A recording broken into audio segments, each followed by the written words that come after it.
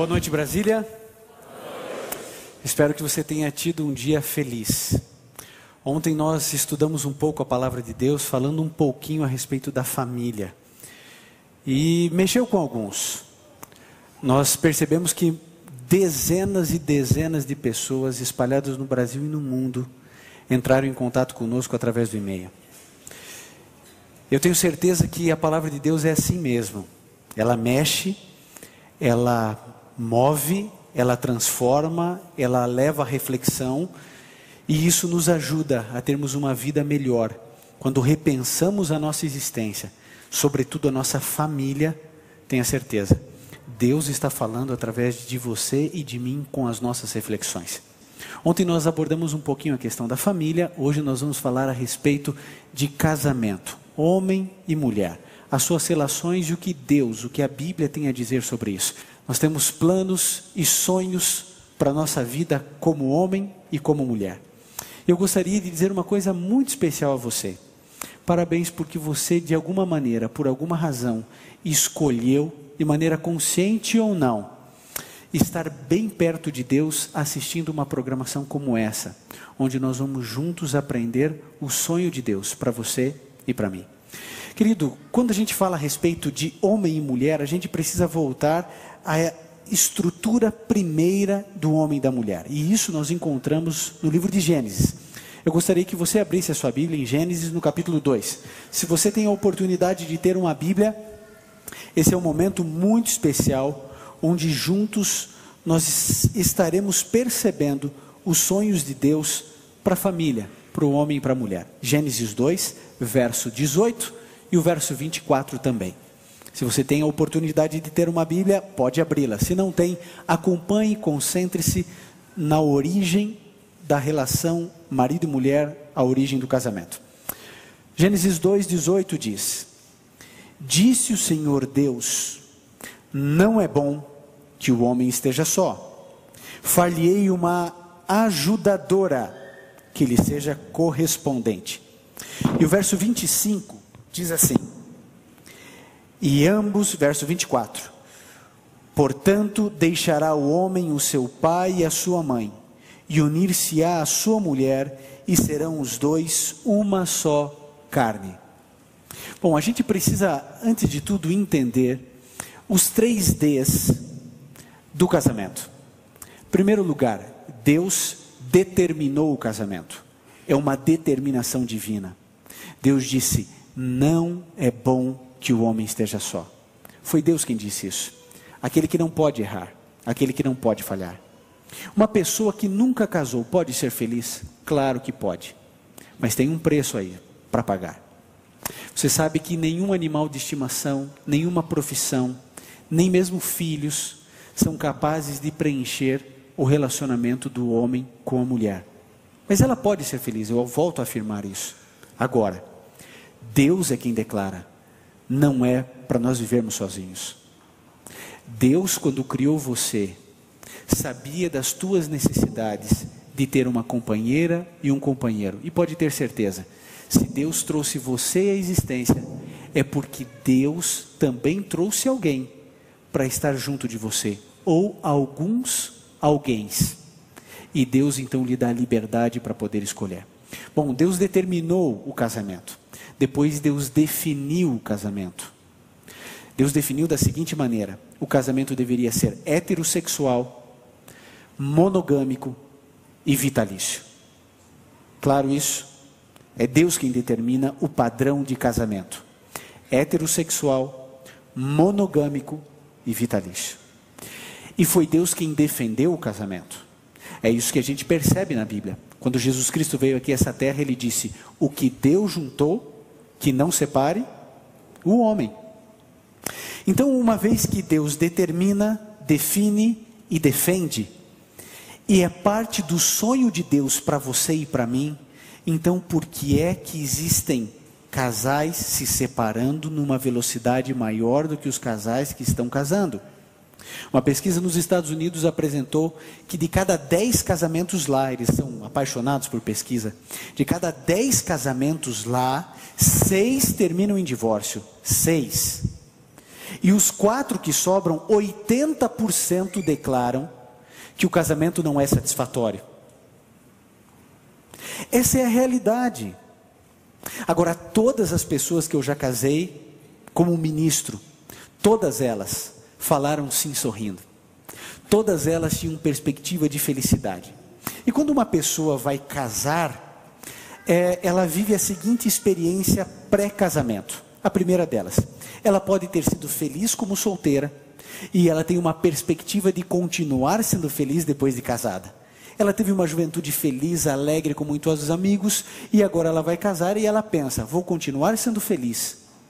Ou, ela tem uma outra perspectiva, ela tem uma experiência negativa, a juventude dela não foi feliz, ela tem traumas e complexos herdados e adquiridos, e a gente percebe uma coisa muito importante, ela tem a mesma perspectiva que ela quer.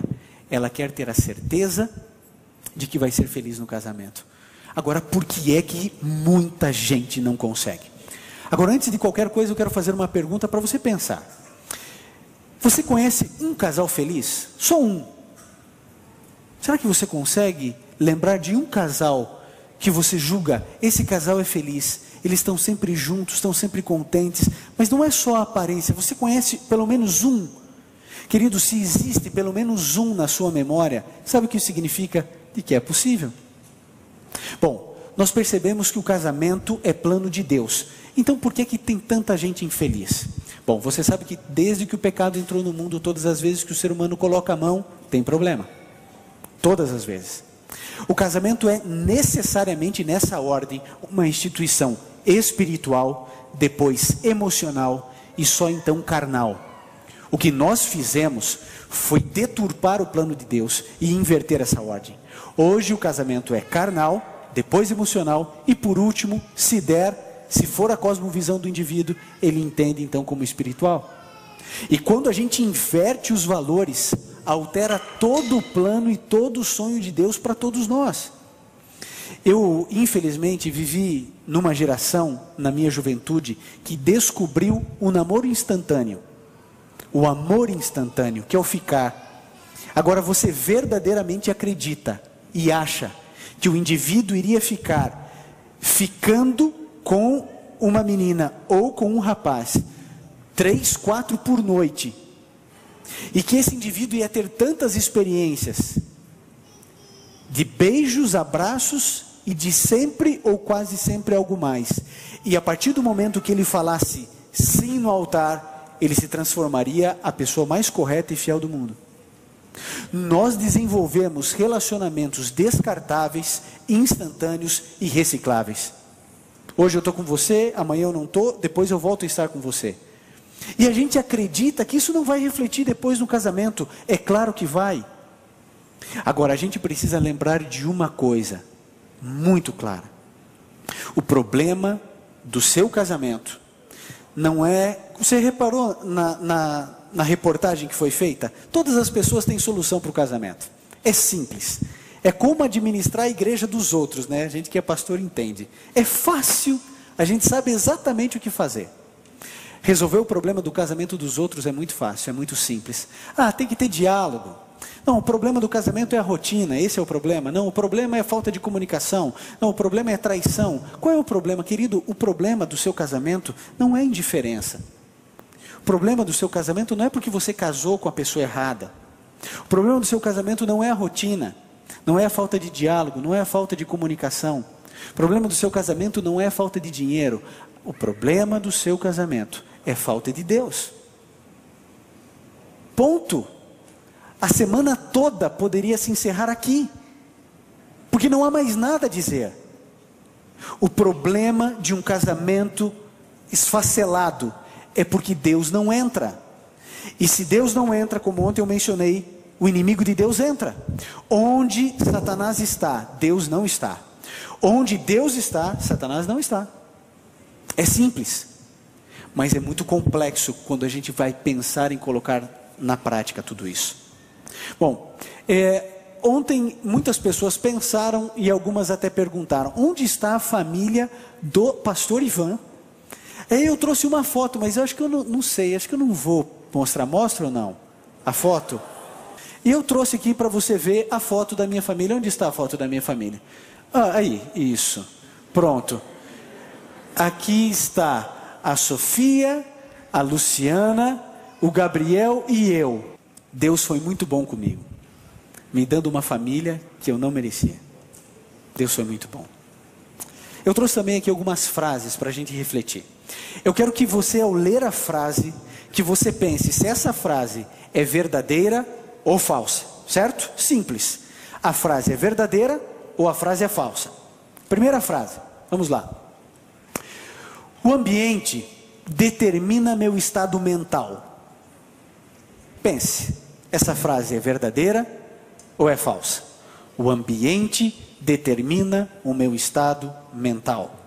Verdadeiro ou falso para você? Pense. Segunda frase. As pessoas não podem mudar. Verdadeira ou falsa? Para pensar, não é para responder. Tem gente que não se aguenta, né? Impressionante. É falsa, é falsa. Você nem sabe onde eu quero chegar? Horas. Vamos lá. As pessoas não podem mudar. Verdadeiro ou falso? Vamos lá. Em um casamento desesperado, tenho duas opções. Verdadeiro ou falso? Tenho duas opções num casamento desesperado. Resignar-me e aceitar uma vida infeliz ou sair do casamento. Num casamento desesperado, eu tenho duas alternativas. Ou eu vou me resignar e aceitar uma vida infeliz ou sair do casamento. Verdadeiro ou falso? Última frase. Algumas situações não têm conserto e a minha é uma delas. Verdadeiro ou falso? Queridos, se você em algum momento, para qualquer uma dessas frases, respondeu verdadeiro, você precisa repensar muitas coisas na sua vida. Todas elas são falsas. Queridos, se o ambiente determina o seu humor, o seu estado de humor, você precisa de Deus na sua vida. Porque vejam, problemas você vai passar no casamento. Pode ter certeza disso. Sabe por quê? Porque você não é perfeito e a sua esposa não é perfeita. Sabe o que significa? Que você vai ter problemas no casamento porque o casamento é imperfeito. Se um casamento é feito de pessoas imperfeitas, qual é o resultado disso? É imperfeição. Agora, se essas dificuldades da vida, aí entra falta de comunicação, problema, falta de dinheiro, erros, etc., forem determinantes na sua vida, aí você vai ter problemas. A outra questão importante que a gente precisa lembrar, vamos lá, qual que é a outra frase? A outra frase diz que, vamos lá, pode passar ali de novo para a gente. Elton, vamos lá, vai passar. Está reiniciando ali, ok? Algumas situações não tem conserto e a minha é uma delas. Se você acredita que o seu caso não tem conserto, eu quero dizer que você pensa exatamente como todos os casais que pensam ou se separaram. Todo mundo acredita que o seu caso é único e que ele não tem condições de reverter o seu quadro.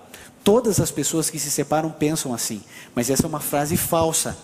Porque quando Deus entra, Deus reverte qualquer situação, mesmo a sua. Você pode dizer, mas o meu marido, ele tem problemas que o senhor nem imagina. E nem quero imaginar. Mas eu sei que Deus é capaz de resolver qualquer problema, inclusive o seu, principalmente o seu. Terceiro pensamento. Em um casamento desesperado, você só tem duas opções: resignar-se e aceitar uma vida infeliz, prostrar-se e falar assim, é assim mesmo, eu não vou me separar por causa dos filhos, eu não vou me separar porque eu não tenho dinheiro, eu não vou me separar porque o que eu vou fazer da minha vida, já estou velho.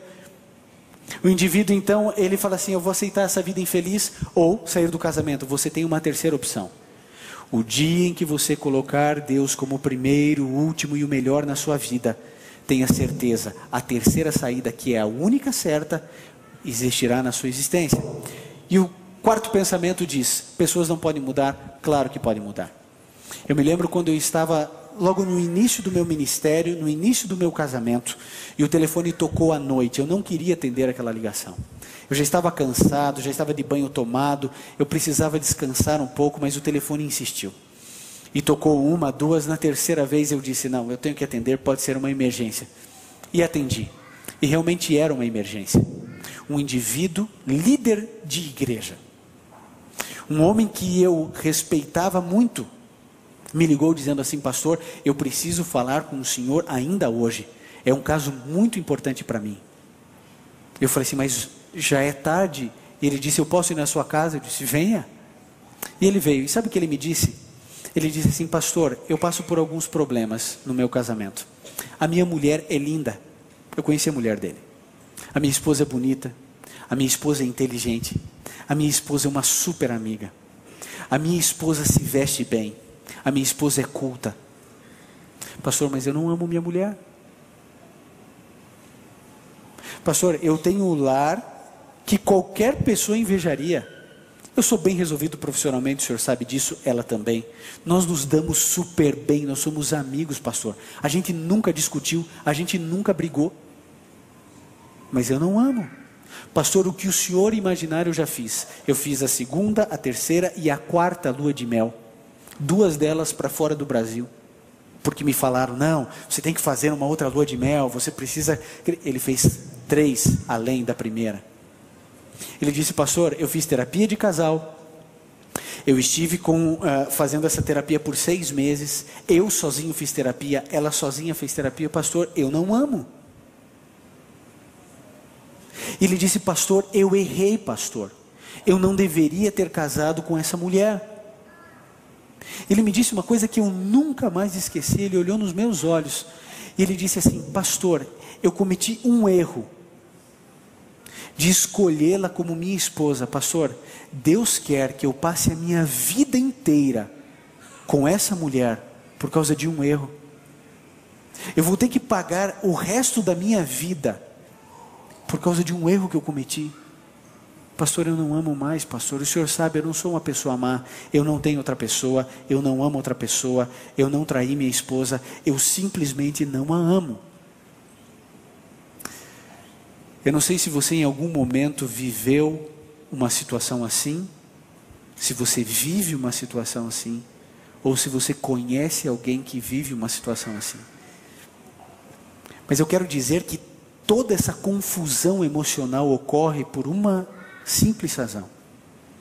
O indivíduo não entende o que Deus sonha para o casamento.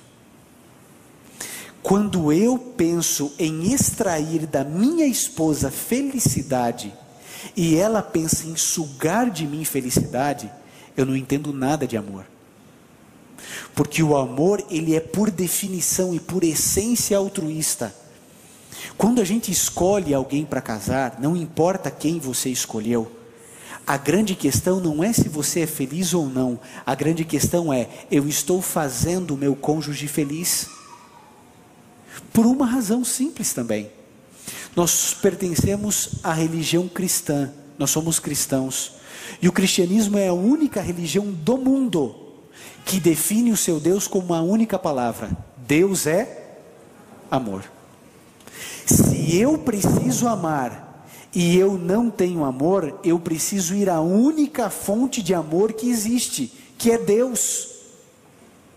Não dá para imaginar que o indivíduo vai ter um lar feliz, uma relação marital feliz, se o indivíduo troca: eu estou preocupado com a vida carnal, depois emocional, depois espiritual. Se o indivíduo pensa que com as suas habilidades, e porque leu meia dúzia de livros de relacionamento e fez terapia, vai conseguir resolver o problema do casamento.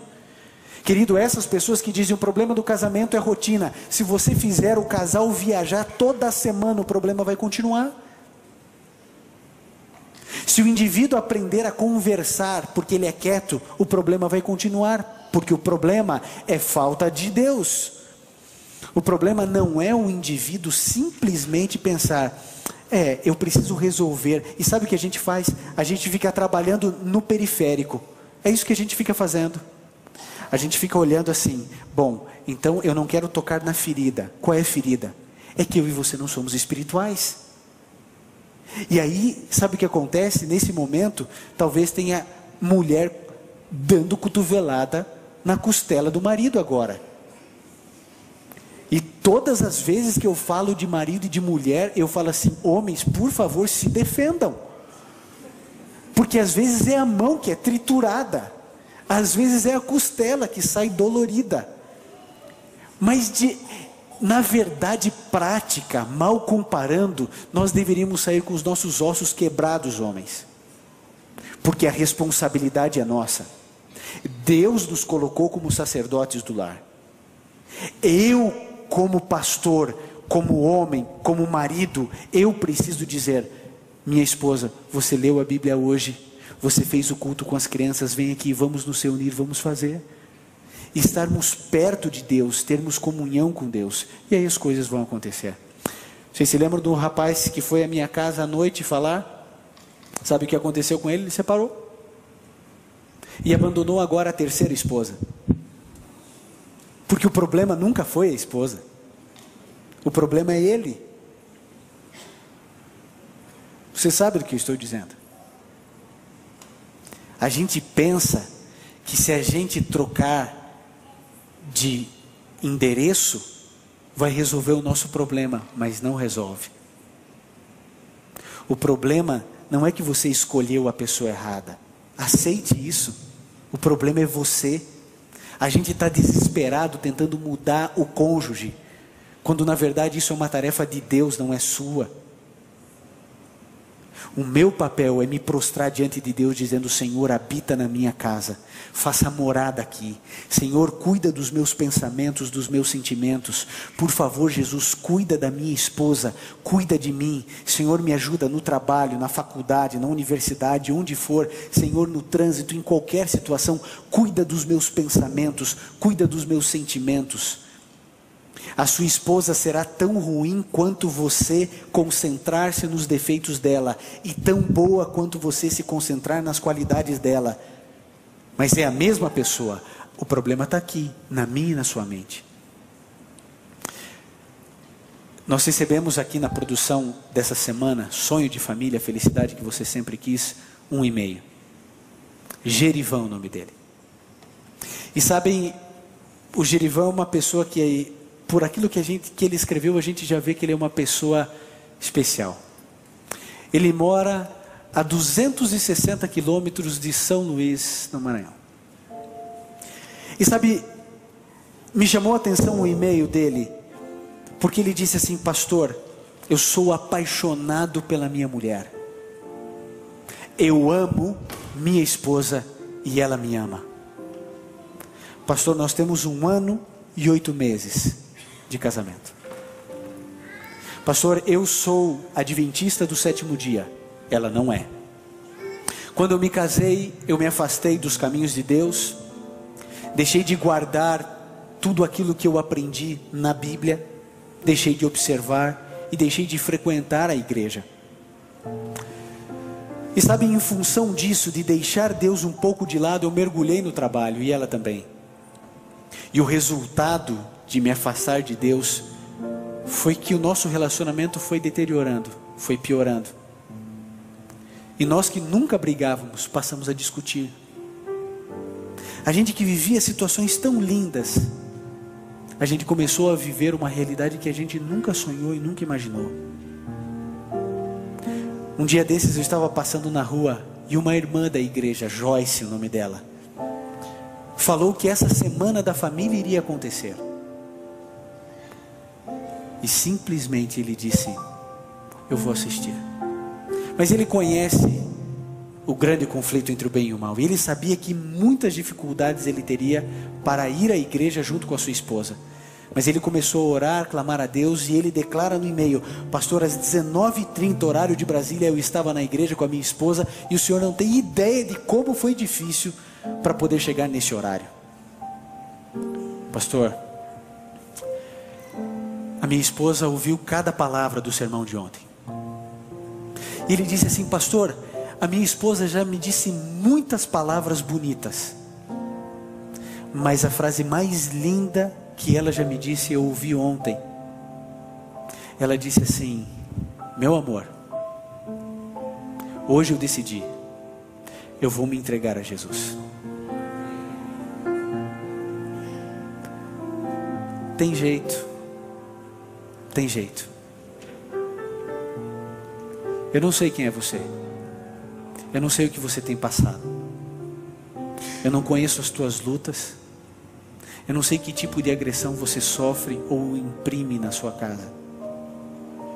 Eu não sei se você tem o lar e a felicidade que você sempre quis, ou se você se vê frustrado, chateado, magoado. Talvez existam algumas pessoas aqui separadas, divorciadas, tristes, refletindo sobre tudo isso, pensando nos propósitos de Deus, como enquadrar tudo isso que eu estou falando na sua própria vida. Eu não conheço a sua realidade, eu não sei quem é você, mas uma coisa eu sei: se você colocar Deus na sua vida, não importa se você casou há pouco tempo, ou se você tem 30 anos de casamento, não importa se você casou com uma pessoa que você acha ser a certa, ou se você questiona-se a respeito disso. Quando você colocar Deus na sua vida, como o primeiro, o último e o melhor, o seu lar vai ser abençoado. Aquele sonho de Deus, de colocar uma família na terra e inserir você nela, pode se cumprir de maneira plena na sua vida. O que você precisa é tomar a decisão de abandonar tudo o que existe de errado na sua vida, todos os seus pecados, todas as suas falhas morais, toda a sua mazela, todos os seus segredos, tudo que você traz de ruim. Jogue isso diante de Deus e diz: Senhor, eu não mereço, mas por favor, me dá uma chance, só uma chance. Talvez, querido, você já tenha dado muita chance para o seu marido, e talvez você já tenha dado muita chance para sua esposa. Dê uma chance só a Deus. Deus não precisa mais do que uma chance para entrar e transformar a sua vida. Eu quero chamar todos os homens aqui à frente, que querem verdadeiramente dizer: Senhor, salva a minha casa, salva a minha família, e me usa para poder fazer isso. Eu não valho nada, talvez você precise dizer isso para Deus, talvez não, mas é a hora de você dizer: Senhor, por favor me muda, por favor me transforma, por favor cuida do meu casamento, porque até agora eu errei tanto. Eu quero saber de homens e mulheres, mas nesse momento de homens, que tenham a coragem de dizer: Senhor Jesus, por favor, me use para santificar meu casamento. Senhor, eu quero salvar o meu casamento. Eu preciso salvar o meu lar. Eu não posso dar esse legado aos meus filhos, o legado da separação e da destruição de um lar. Eu quero, eu preciso e eu vou, pela tua graça, salvar o meu casamento. Existe alguém aqui nesse auditório que quer dizer isso para Deus e quer pedir ajuda para Deus, para que Ele entre como nunca na sua casa, no seu lar, para salvar, para abençoar, para cuidar do seu casamento?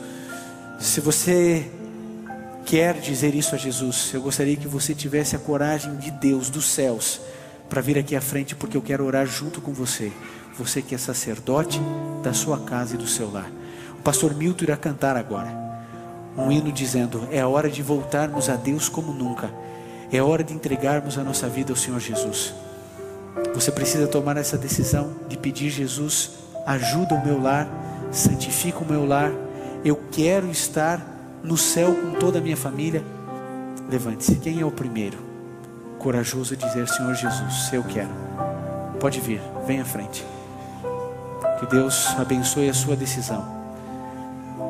Esse não é um apelo apenas para casamentos desesperados.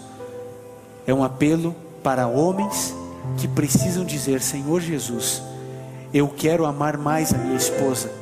Eu quero ser o marido que ela sempre sonhou. Eu quero viver o sonho que o Senhor tem para mim. Essa é a hora de você voltar como nunca aos braços de Jesus. Não demores para tomar essa decisão.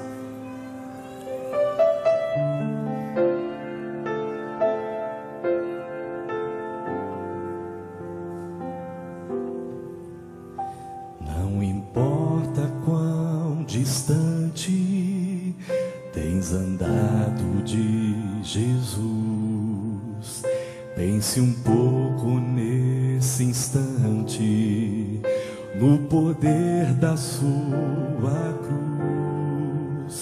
Seu amor não tem limites, não tem lógica ou razão. Seu olhar é um convite para aceitar o seu perdão. Hoje é o dia de voltar. Não olhes para trás. Se teu coração falar, não adies nada mais. Só Jesus te ama assim.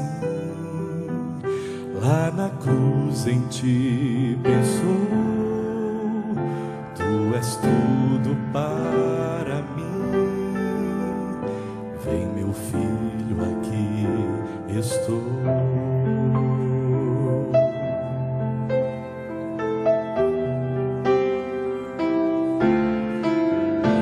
Os problemas do passado não vão mais te dominar. Os espinhos do pecado, seu poder vai arrancar. O vazio que te atormenta, só Jesus vai preencher. Se tua vida Ele aceita, pra que mais se esconder? Hoje é o dia de voltar. Não olhes para trás. Se teu coração falar, não adies nada mais. Só Jesus te ama assim. Lá na cruz em ti pensou. Tu és tudo para mim. Vem, meu filho, aqui estou.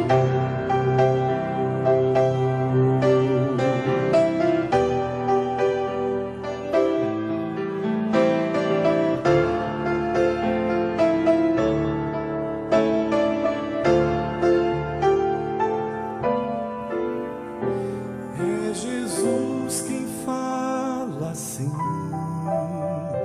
Lá na cruz eu te esperei. Volta agora para mim. Tanto tempo eu te amei. Vamos orar. Bondoso Pai, todos nós aqui somos maridos. O Senhor conhece os nossos erros. Do Senhor nada se esconde. E o Senhor sabe que grande parte da responsabilidade, às vezes, da fragilidade do nosso casamento se deve à nossa negligência, às vezes.